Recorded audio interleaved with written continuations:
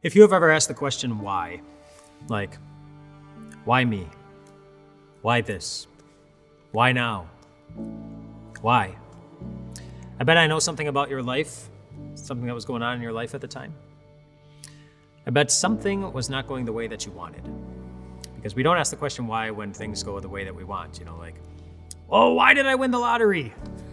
Or why did we win that game? Or why are my children so well behaved? Why is my marriage going so well? We don't question those moments when things are going well. It's only when something is not going well. Why did I lose my job? Why is there so much pain? Why is there so much hurt? Why did the accident happen? Why did someone I love have to die long before I was ready to say goodbye to them? Why? Jesus' disciples asked Jesus that question one day. In the Gospel of John, they came across a man who was blind from birth, and they wanted to know, well, why did this happen? And in particular, they wanted to know, did somebody mess up?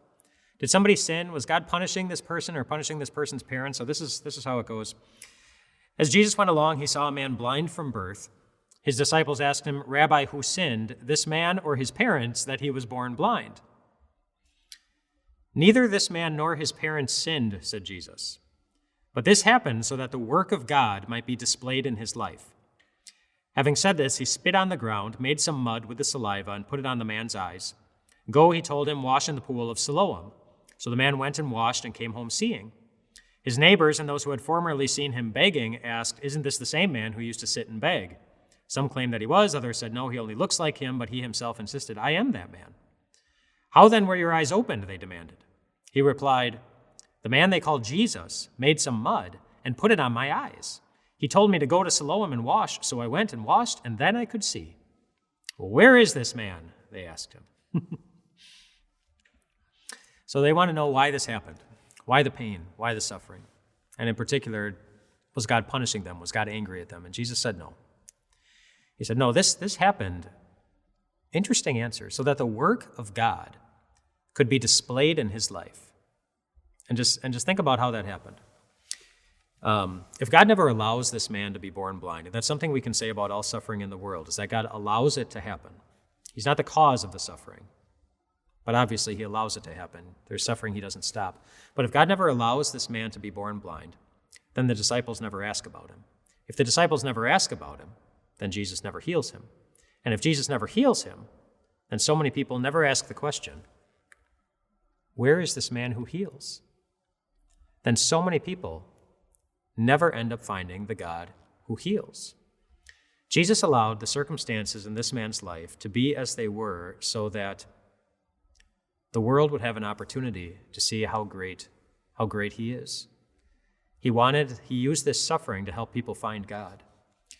My friends, we live in a world in which it is so, so difficult to see God.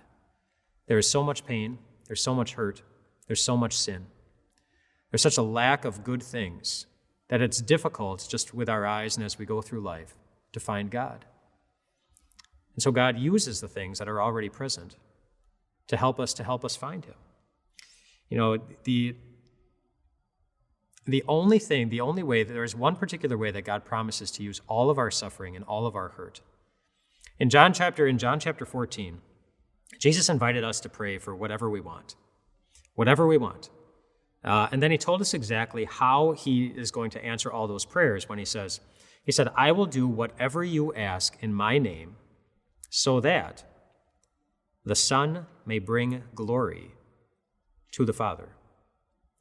In other words, whatever is going on in your life, whatever it is you're praying for, whether it turns out just the way you're hoping or it turns out the exact opposite, whether it's really easy, which probably isn't the case if you're praying about it, or if it really hurts, whether it's little suffering or a lot of suffering, there is one way that it is guaranteed to turn out.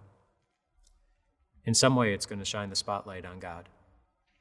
God is going to use your suffering to shine the spotlight on him. There is no possible outcome. And that highlights a very important truth about all of our lives. Your life is not about you. It's about God. In fact, would you just repeat after me? My life is not about me. My life is about God. My life is about God. My life is not about me. My life is all about God. Or another way to say it, your life is a work of God. Your life is a work of God. In some way, however you are hurting and whatever you see in the world, place that hurt into the hands of God. And you will see, maybe today, maybe tomorrow, maybe next week, maybe next month, maybe not until you get to heaven, that God used your suffering in the same way that he promises to use every other aspect of your life to help somebody else see God. Because your life is a work of God.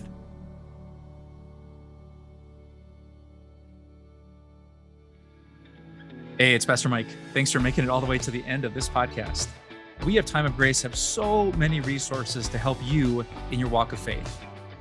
Whether it's our TV program, to our written devotions, Grace Talks video devotions, to podcasts, to more podcasts, to still other podcasts, to our blog, to countless books.